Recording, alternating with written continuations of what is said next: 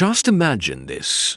A quiet Sunday morning in paradise, December 7th, 1941, with sunlight dabbling gently across Oahu's lush hills, and sailors on the decks of the mighty battleships drifting lazily in the harbor sun, just finishing breakfast, others scribbling postcards home, not suspecting a single thing. There's a breeze off the Pacific. Palm trees sway and children laugh, their voices echoing through the naval housing blocks. You can practically smell the ocean, hear the distant chugging of a launch from Ford Island, and feel that lazy American sense that peace is as solid as steel. Suddenly, out of nowhere, the distant drone of airplane engines grows louder and louder, splitting the tranquility like a knife, and in those seconds, history pivots. The future of nations, the lives of thousands, turn on a dime. Minute by minute, we're about to walk through one of the most dramatic, desperate mornings in world history. The attack on Pearl Harbor. Strap in, because you're about to experience every heartbeat, every shout, every rifle crack, and every gut punch of that fateful day through the eyes of survivors and pilots. But before we dive into the smoke and chaos, do me a favor if you love stories like this. If you thrive on learning the secrets and silent moments behind the great dramas of the 20th century, subscribe to the channel right now. Hit that like button and share this with friends who also cherish the unforgettable lessons of history. It keeps the flame burning for these powerful stories. So let's open the morning with a scene that's almost cinematic. The sun barely peaks above the horizon, golden light glinting off the water, and the moored warships like the Arizona, California, Nevada, Oklahoma, and West Virginia.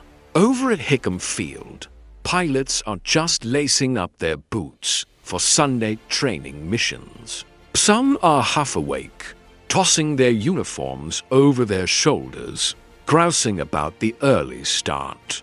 There's even a rumor drifting in the mess hall about some secret Navy radar testing, planned in a few hours, but most of them are thinking about going surfing later, grabbing a hot dog from the stand, maybe writing mom a letter.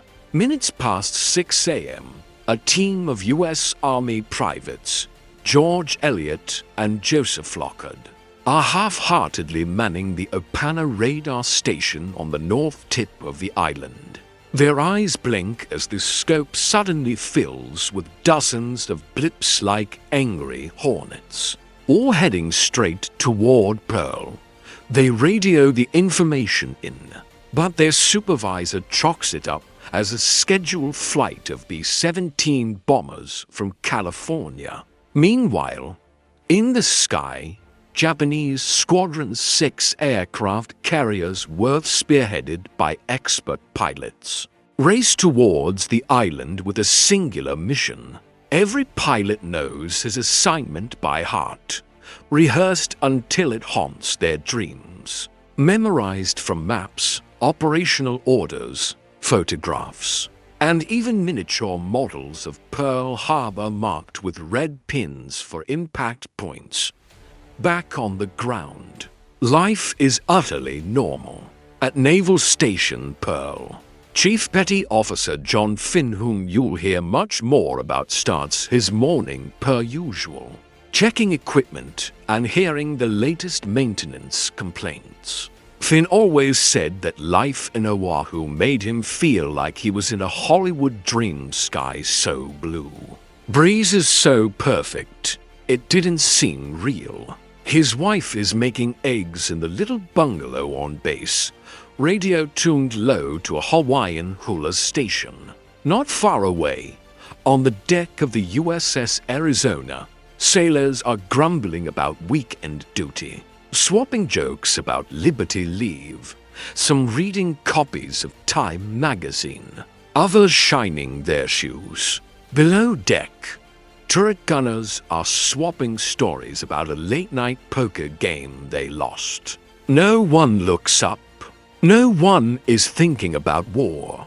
Meanwhile, further out, Japanese carrier groups begin launching their first wave, almost 183 aircraft. A coordinated ballet of torpedo bombers, dive bombers, and fighters, all painted in muted gray and rising with the sun.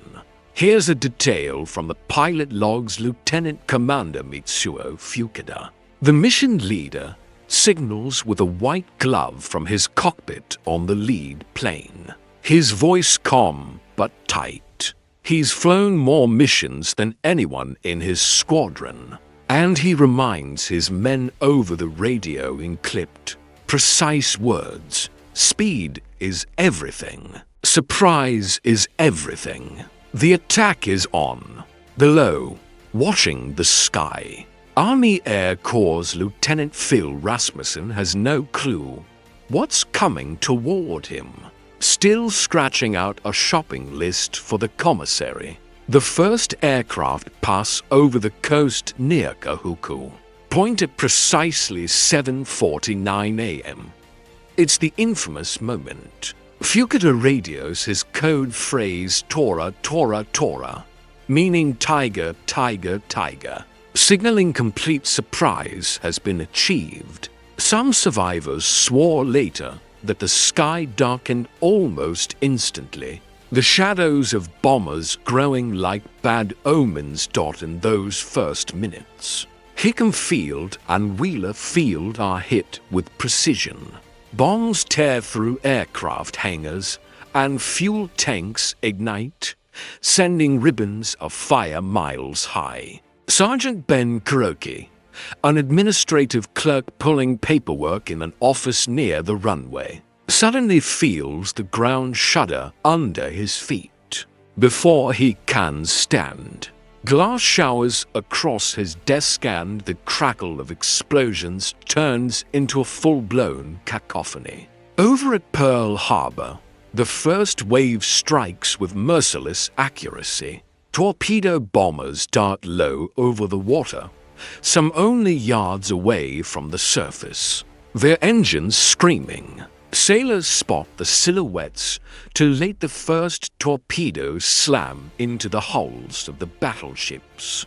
The Oklahoma shudders, rolls, and begins to capsize within minutes, trapping men below deck.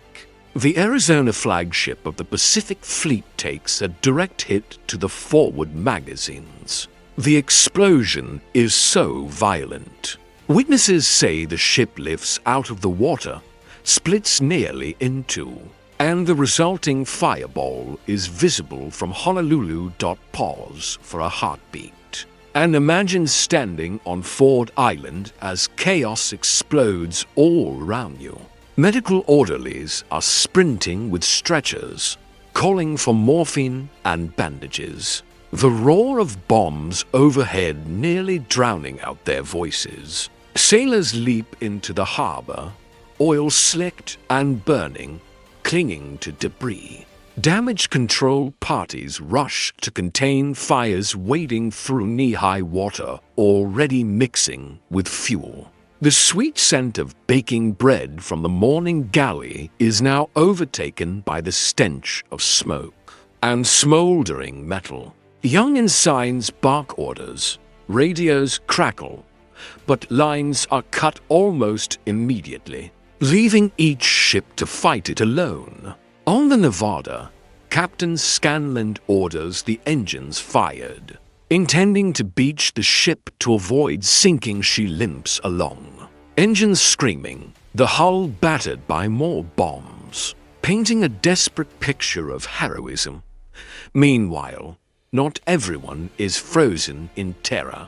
John Finn, the chief petty officer I mentioned earlier, dashes out of his house barefoot. Snatching a pistol from his dresser, he races to the armory and unbolts a .50 caliber machine gun, sets it up in the open, right in the crosshairs of strafing Zero fighters. For 2 full hours, he fires non-stop, wounding but never yielding even after shrapnel buries in his flesh.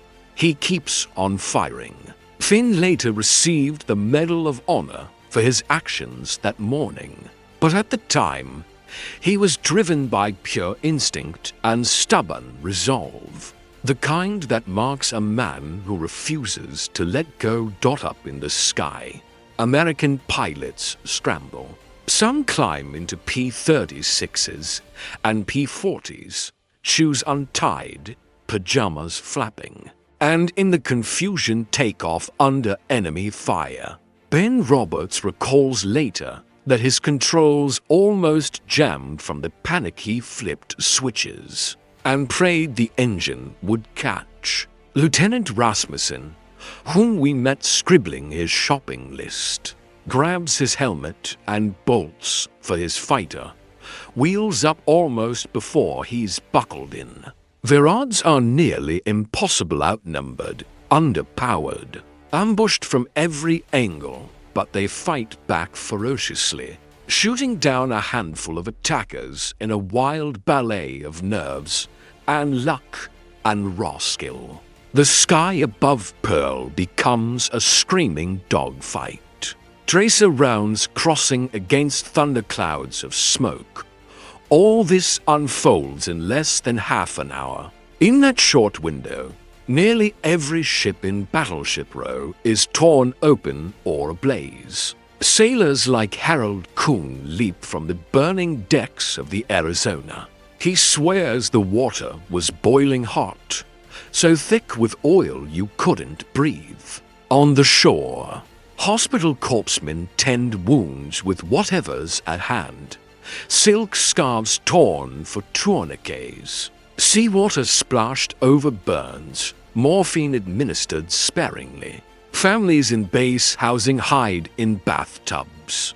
Mothers clutching infants as stray bullets shatter windows. Some later say that time itself stretched thin, that every minute lasted a lifetime.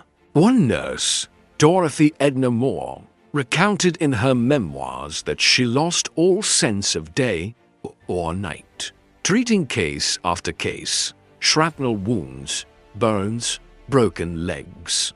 The air outside thick like tar with smoke and fear. Now let's talk about the Japanese pilots. 2, flying in tight formation, faces masked by leather helmets and orange goggles. They barrel in for second and third passes. They swap terse code words over the radio follow-up attack. Primary targets destroyed. Move to secondary list, which means fuel depots, dry docks, repair shops. Torpedoes are slung under wings, bombs armed, and machine guns primed. Some attackers fly so close to the ships that sailors swear they can see the pilot's eyes cold. Focused, expressionless. The defenders on the ground make the best of what they have. At Hickam, Master Sergeant Howard Bales commandeers a truck, mounts a machine gun to the tailgate, and fires wildly, hoping to bring down 1 or 2 bombers. At Mooring, men drag hoses to douse spreading fires on the planes they didn't get airborne in time. Over at the submarine pens, Lieutenant Commander James Murphy rounds up a handful of men and attempts to mount a defense, but oil erupts around them, forcing retreat. The second wave hits at around 8:40 a.m. Another 170 aircraft in an even more coordinated push. The Zeros strafe runways and drop fragmentation bombs on helpless aircraft lined up wingtip. To wingtip, the B-17 bombers that arrived from California, mistaken for Japanese at first, circled desperately, dodging bullets and searching for a place to land amid the chaos. Civilians now swarm roadways in cars, desperate for news, clustered near radio shops and listening to frantic bulletins from KGU Honolulu. Many call loved ones, frantic to ensure safety. And for those trapped below decks, the agony is almost unimaginable. The Oklahoma rolls further, men banging on steel hulls, hoping rescuers hear. A few manage to cut holes through bulkheads with torches and axes, others remain lost. It's almost lunch hour, but the typical smells of the kitchen are drowned by smoke, scorched steel, and dread. It might be hard to picture this, but for every ship and airfield on Oahu that morning, there's 1,000 stories, fragments of pain, grit, and fleeting hope. Take Ensign Edwin Hill, who spent his final moments freeing the Arizona's mooring lines so it might escape, only to perish in the ensuing explosion. Or think of Chief Yeoman Thomas H. Reeves, who helped hundreds of men reach safety, dragging wounded sailors to lifeboats amid the carnage.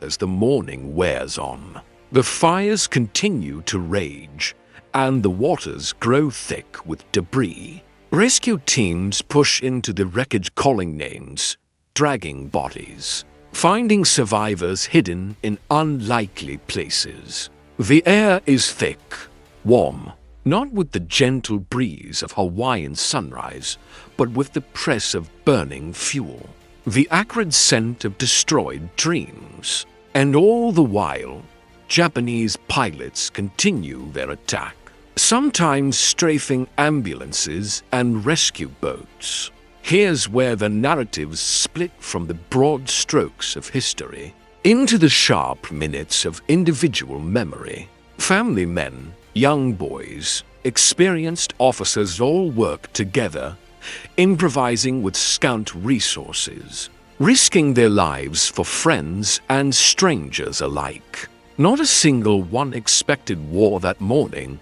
Not a single one thought it would come to paradise. Just for a moment, let's pause.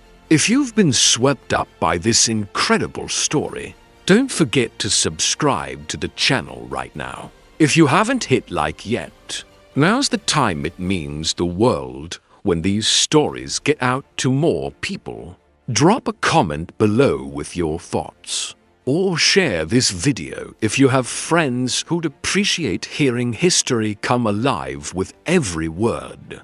Now, as the attack rumbles on past 9 o'clock, the devastation's nearly total. Hangars are blackened skeletons, ships listing amidst slicks of oil, and the stench of burning flesh and diesel is everywhere. Medics and chaplains walk together among the wounded, whispering prayers, offering last rites and quiet comfort. Overhead, defenders scramble to rally fighters and anti-aircraft batteries, finally orchestrating some resistance. In memoirs and after-action reports, you'll find stories of pilots climbing into battered planes, some completely shot up, controls hanging by single wires yet still managing to coax them into flight. The sense of confusion never completely leaves. Communications are fractured, orders scattershot. Rear Admiral Husband E. Kimmel, the Commander-in-Chief of the Pacific Fleet, stands in his office stunned, watching the carnage unfold. Years later, he'll recall how helpless he felt as the very foundation of American naval power crumbled outside his window. The radio reports rush across the islands, and soon the mainland hears the impossible. Pearl Harbor, the embodiment of American strength, has been struck without warning. Minute by minute, the destruction reveals itself. At 9:10 a.m., fires aboard battleships rage, some so intense that paint peels off steel. and the decks reflect the infernal glow of burning oil. The USS Utah, by then overturned, has sailors pounding on the hull some rescued hours later, others slipping below forever. Aircraft at Wheeler and Hickam Fields lie shattered, engines smoking, wings folded like broken birds. Emergency phone lines buzz, messages muddled by static, and the island's defenders begin to make desperate sense of what's happened. The second wave eventually peels off, engines droning away east, leaving Oahu in a thick, hazardous silence. Only then do survivors begin to count losses, patch wounds, and face a shattered future.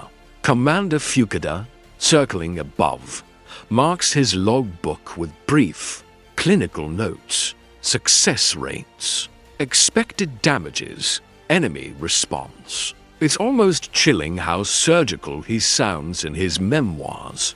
Yet in his heart, even he suspects the scope of devastation will stun the world. But the day is not over. The fires burn for hours. Rescue crews dig into sunken hulls and bombed-out hangars. And the radio brings the outside world in, crowding families around living room sets. Their faces pale as the news grows grimmer by the minute. Sunday in Paradise now feels like the onset of something much deeper wound in history itself. And as the sun finally climbs high, casting long, crooked shadows across the wreckage, the legacy of that hour, that minute, breathes through every survivor and every lost soul. Stay tuned, there's much more to tell. Heroism, heartbreak, and the moments that defined a global generation. Be sure to come back for the next installment and, truly, subscribe so you don't miss a second of the story.